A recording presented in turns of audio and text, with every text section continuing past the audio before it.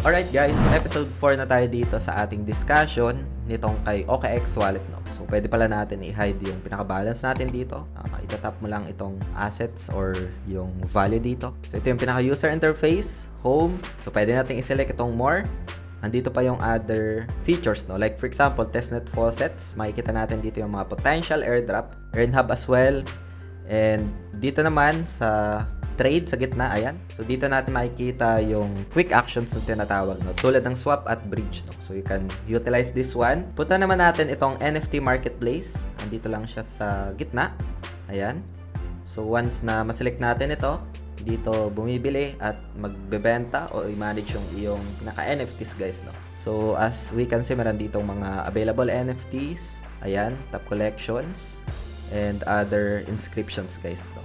Meron naman dito tinatawag na decentralized applications na kung saan pwede nating explore dito sa may discover. Ayan. So, for example, may mga DeFi dito na available, yung mga campaign as well, dito natin makikita, no. Dito sa baba, ayan, ito yung mga recent feeds as well, yung mga latest updates sa isang tokens, no. So, say for example, let's go to featured. Dito natin makikita yung isang DeFi platform na trending and yung mga most notable, no. So, andito lang.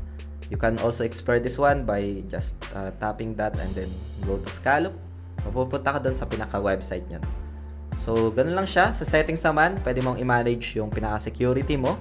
Punta lang dito sa my home and then dito sa may taas, hamburger menu, no. Itong may mga 9 dots, no.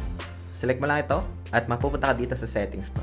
Pwede mo dito makita yung pinaka-set phrase mo sa backups, password as well, and security audit, at marami pang iba dito guys, no. So let's go back. Dito naman sa tokens, makikita mo yung iba't ibang tokens dito na available sa market na hindi pa nalilist sa centralized exchange guys, no. So dito mo siya makikita, like yung mga trending as well, yung pag-sort ng iba't ibang blockchains like Solana, BNB Chain, and marami pang iba dito. Top searches as well, makikita natin, and yung watch list guys, no. So dito you can also familiarize guys, you can also use this swap or trade bottom wherein makikita mo dito yung easy, yung para lang sa mga meme, and yung other features na bridge guys na ito. So dito mo siya makikita sa gitna, like if you want to bridge Ethereum to BNB and vice versa guys, no. As mentioned, marami dito mga available blockchains, no, like starting Ethereum, BNB, and OP, Solana, at Base, and marami pang iba dito guys, no.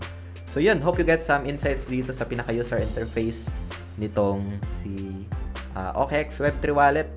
Next discussion natin dito guys is kung paano magkaroon ng idea kung paano i-swap yung tokens dito sa OKX wallet app guys, no. So yun lang, kita-kits sa episode 5.